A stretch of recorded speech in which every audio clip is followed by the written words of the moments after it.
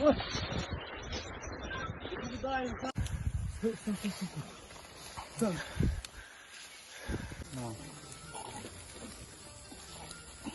5:50 ранку за допомогою безпілотних систем оператором спеціального авіаційного загону знайдено дитину під кущем в районі населеного пункту.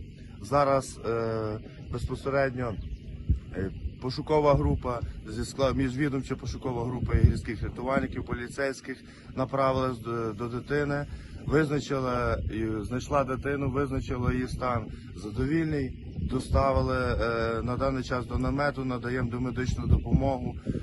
В подальшому буде направлено дитину до лікувального закладу.